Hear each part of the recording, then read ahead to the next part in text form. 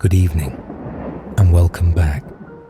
The year was 1975, and it was Halloween Eve. 15-year-old Martha Moxley walked out into the crisp Connecticut night, laughing with friends beneath the glow of fancy etched street lamps. But no worries, she was safe.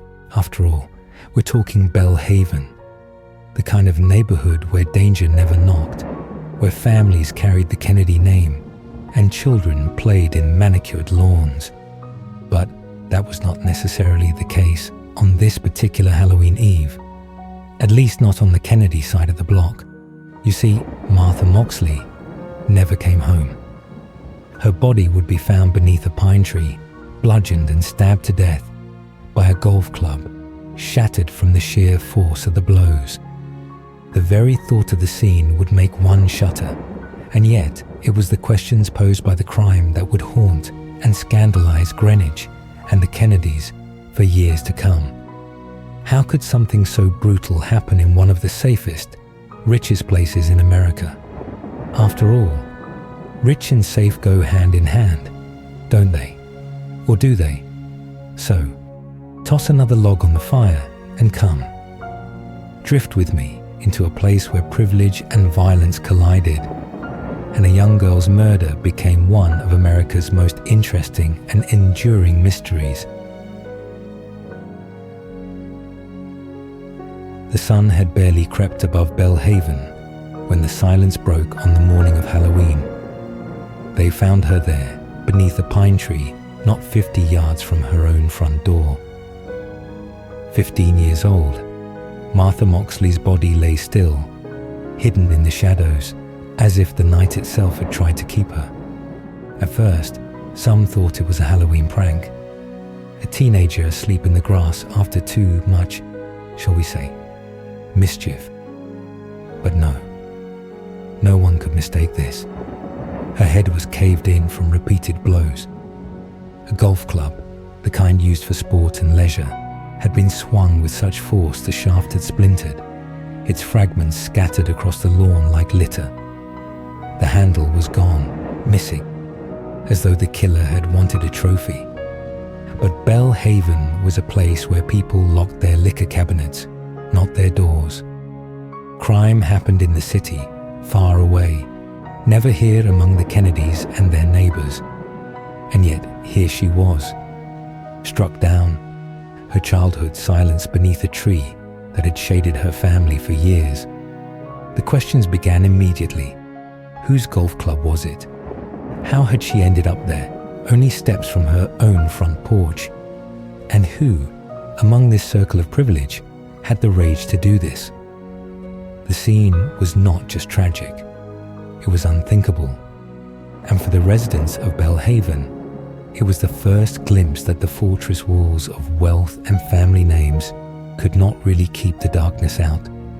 That illusion was shattered. Across the street from Martha's home stood another house, larger, louder, and wrapped in a name that carried weight across America. Skakel. The Skakels were cousins to the Kennedys, and their Belle Haven mansion was a fortress of wealth.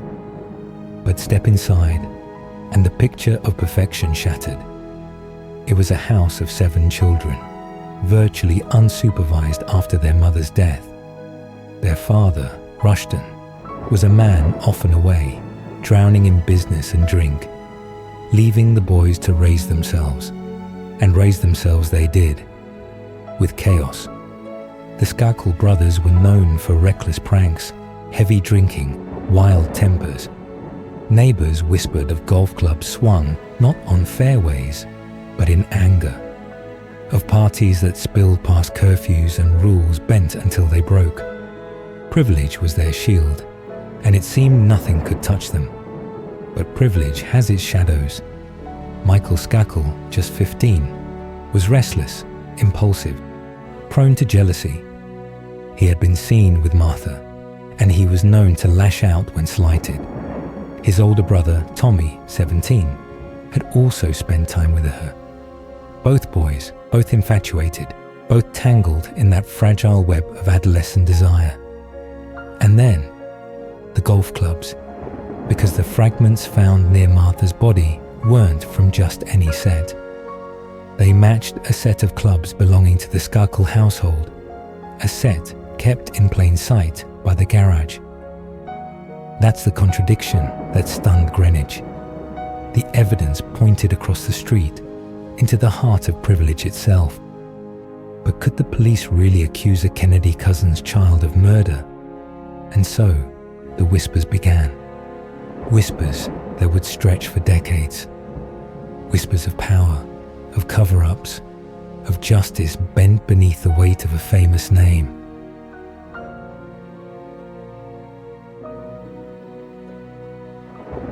Years passed.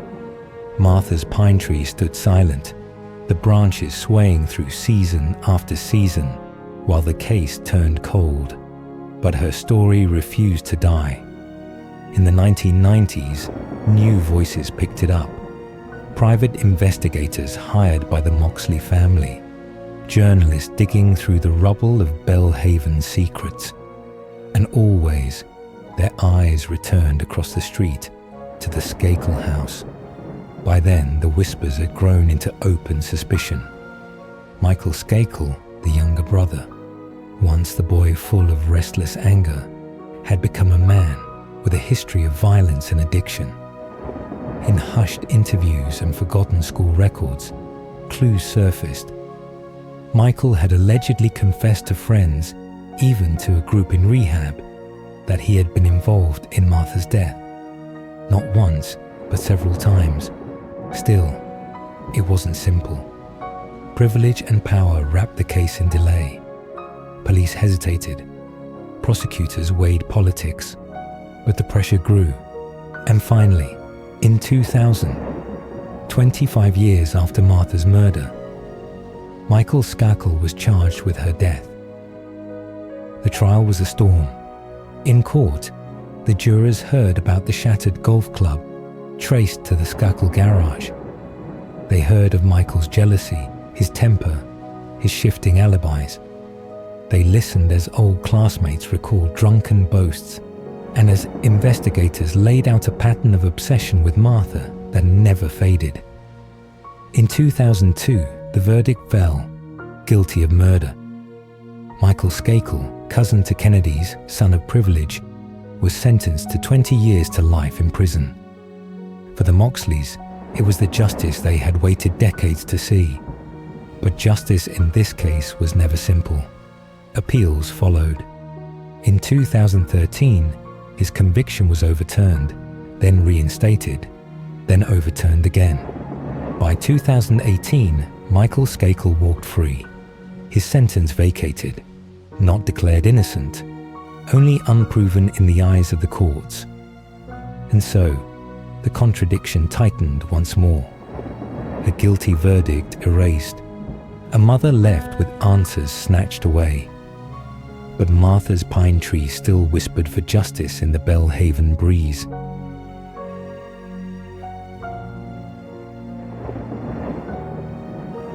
And someone was listening. Through it all, the whispers, the trials, the reversals.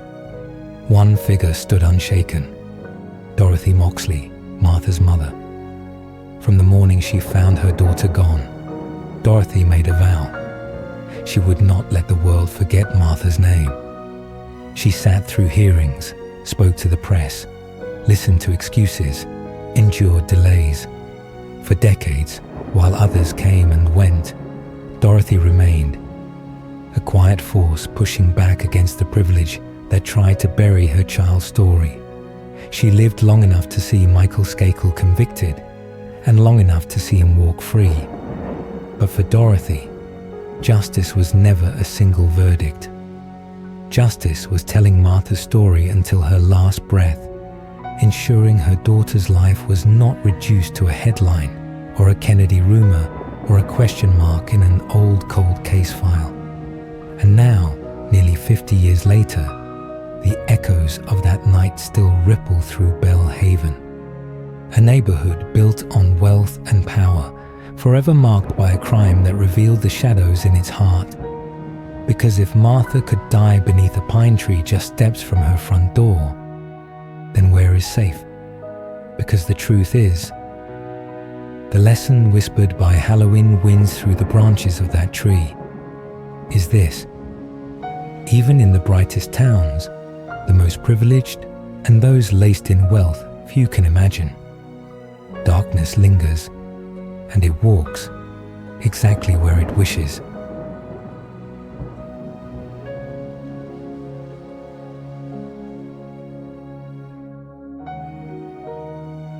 Wonderful. You're still with me then? Come, I've added another log to the fire.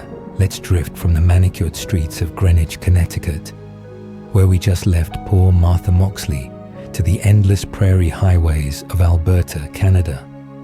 A place where the cold bites sharper, headlights cut like knives through the dark, and the silence of night can be broken in an instant. It was there, on a December night in 2011, that a mass murder exploded out of jealousy, possessiveness, and a young man who could simply not let go.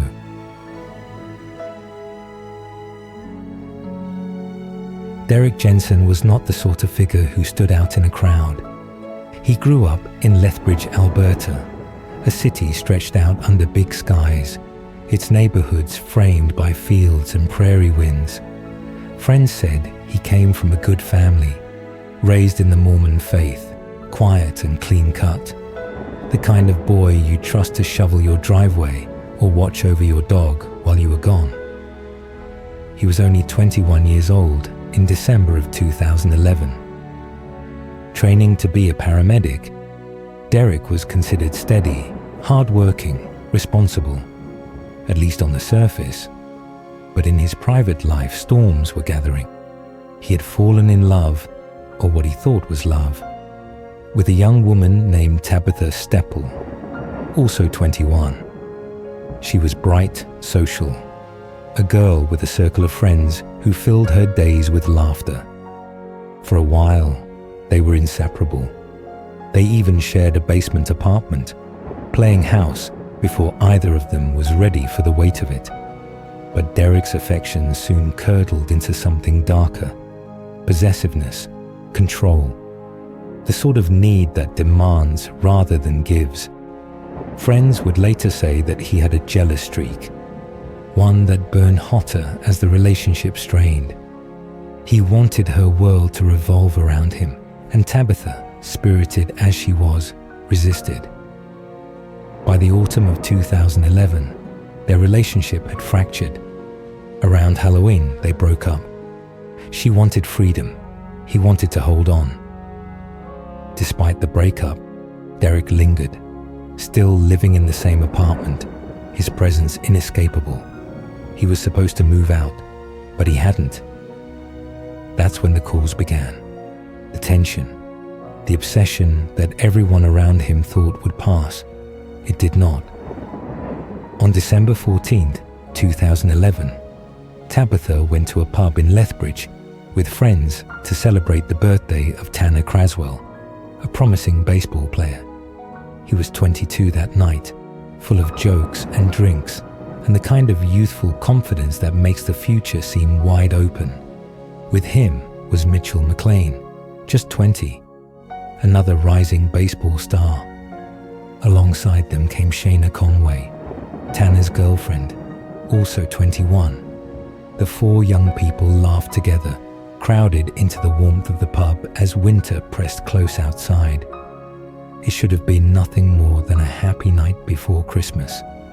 But Derek Jensen was there too. He saw them together, saw Tabitha smiling, laughing with these young men, and something inside him snapped.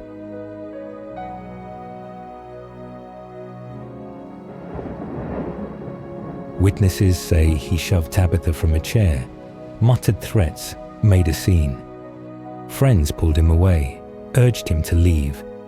But before he disappeared into the night, he left her with words that would echo like a curse. "This night's not going to end well for you." The others didn't take him seriously. He was just an ex-boyfriend, jealous, maybe drunk, maybe still stung by heartbreak. They thought it would fade into nothing, like most arguments do. But Derek Jensen wasn't just sulking. He was planning.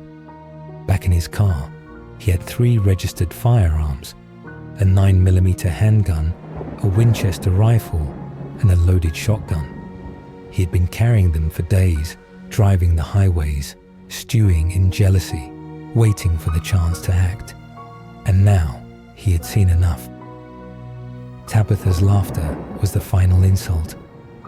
As the pub lights dimmed and the night wound down, Tanner, Mitch, Shayna, and Tabitha left together, piling into Tabitha's Ford Escape to make the long drive toward Calgary Airport.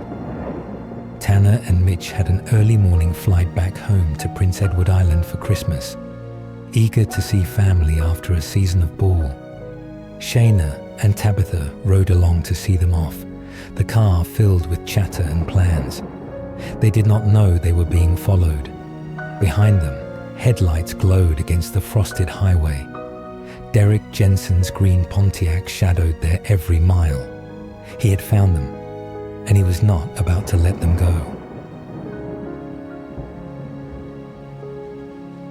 The night had grown heavy by the time they left Lethbridge.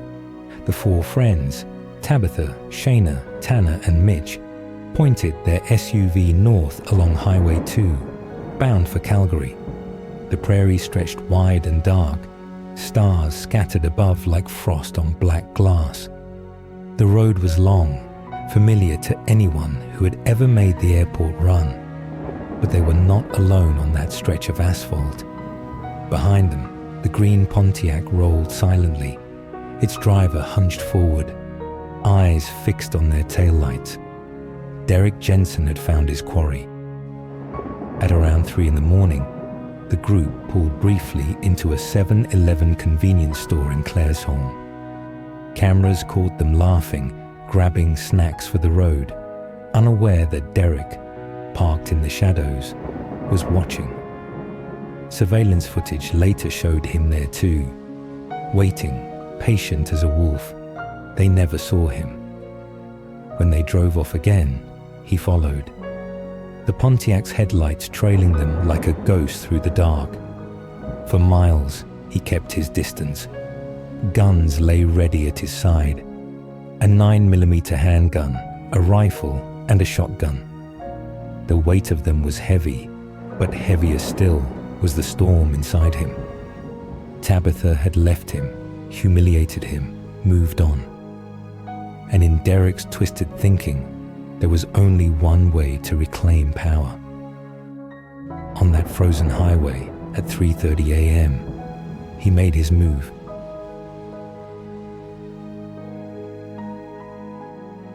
The Pontiac surged forward and slammed into the back of the SUV.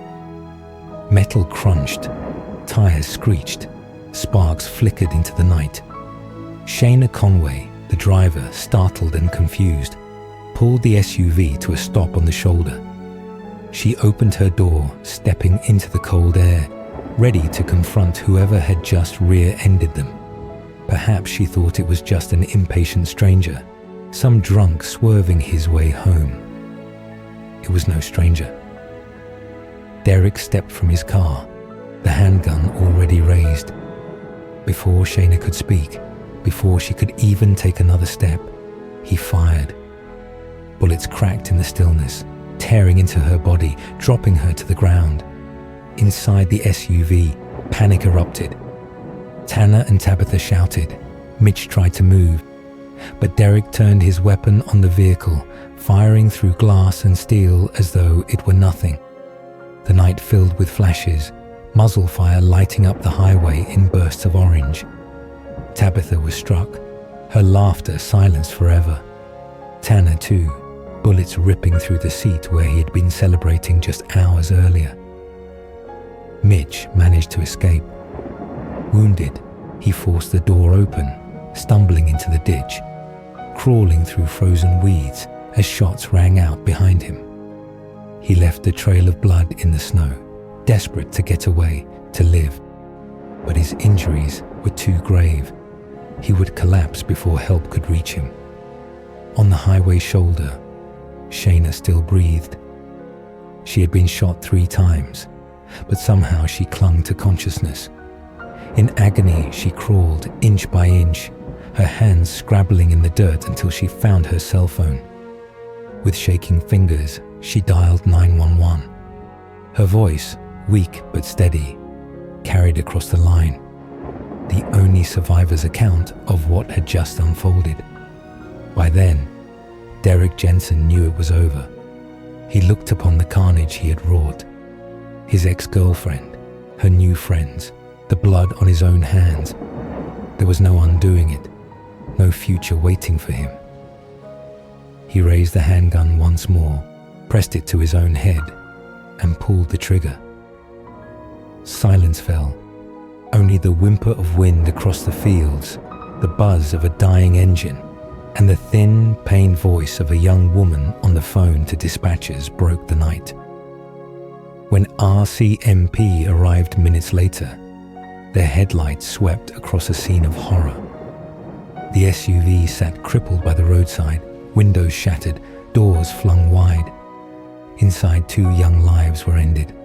In the ditch, another boy lay dying. Nearby, Shayna bled but lived, her courage buying her survival. And slumped beside his Pontiac, Derek Jensen lay dead, the architect of it all.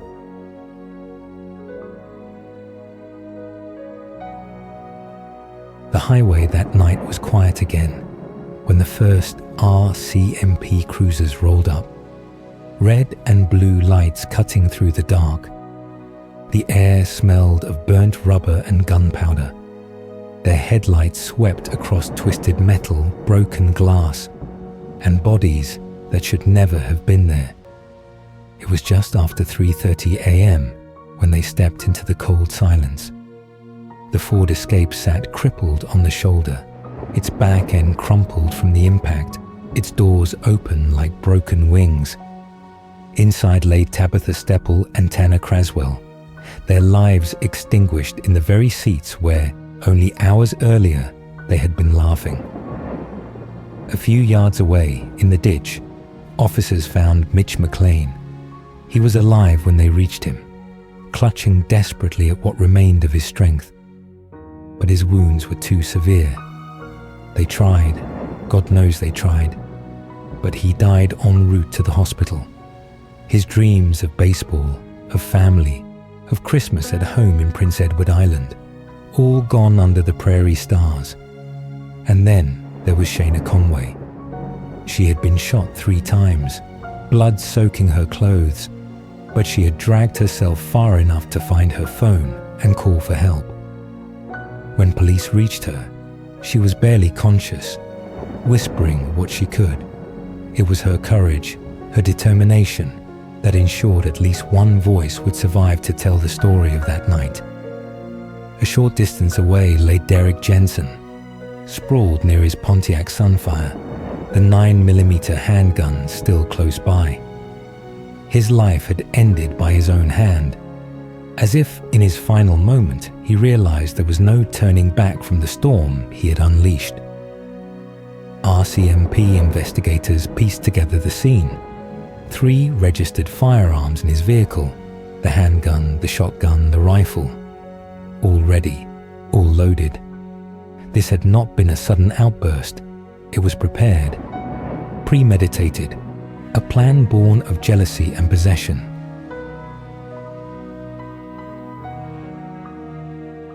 News of the killings spread quickly, rippling across Canada. In Prince Edward Island, grief descended like a shadow. Tanner Craswell and Mitch McLean were not just names in a headline. They were beloved sons, teammates, friends. Baseball fields, where they had once played, fell silent, the community mourning 2 young men whose futures had stretched so far beyond that December night. In Lethbridge, the shock was sharp. People remembered Derek Jensen as a quiet boy, polite, an aspiring paramedic. How could someone from such a background carry out something so violent? Those closest to Tabitha knew the answer. They had seen the possessiveness, the jealousy, the way Derek could not let go. RCMP Sergeant Patrick Webb addressed reporters not long after. His words were blunt, unforgettable. No one drives around with 3 loaded weapons unless they intend to use them. And still, for all the explanations, there was no sense to be made. Only grief. Only the echoes of lives cut short. At the Foothills Medical Center in Calgary, Shayna underwent surgery. She survived. Scars marked her body, but the deeper scars, the ones carved into memory, would remain forever. She alone carried the memory of that night, the sound of the gunshots, the sudden silence of her friends, the sight of Derek Jensen stepping from the shadows with a weapon in hand. The funerals came days later, coffins lowered, prayers spoken, communities bound together in sorrow. Parents asked why, teammates carried jerseys, and the province of Prince Edward Island felt the loss of its 2 young ball players as though they were their own children. Derek Jensen's family, too, faced questions they could never fully answer. How had the boy they raised, polite, promising, devout, transformed into a killer? The only man who could have explained it was gone, buried beside the silence he left behind. And so, the highway outside Claire's-Shawn stood as the only witness. Asphalt scarred with blood and broken glass. A lonely stretch of road where love twisted into violence and 4 young lives were shattered.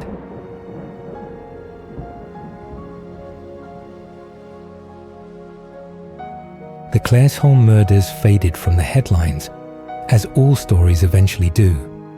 But the echoes of that night still roll across the prairie, carried by the wind that whips down Highway 2.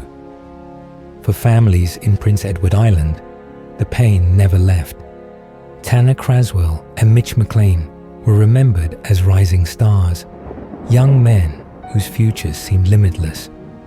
Their teammates still recall their laughter in dugouts, their grit on the field, their plans for the seasons to come. But what should have been a celebration of a birthday ended in funerals. For Shayna Conway, the survivor, life became something both heavier and sharper. She bore the scars, but more than that, she bore the memory. The sound of the gun, the sight of her friends falling, the crawl through darkness to find her phone. Her voice on that 911 call is what brought police racing to the scene. And though she lived, a piece of her remained on that highway shoulder, among the broken glass and the blood. For Tabitha Stepple's family, there was grief of a different kind. Grief wrapped in betrayal.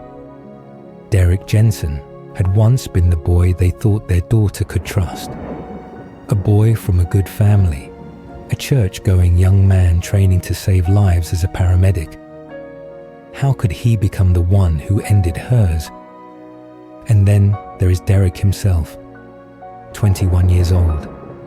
His life ended in a ditch beside his Pontiac, his dreams as dead as those he killed.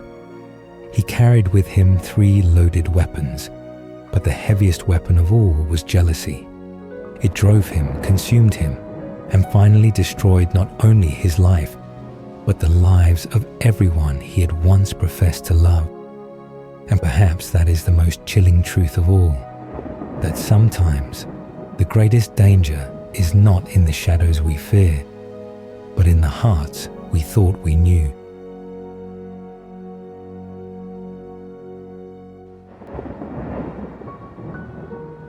Thanks for listening.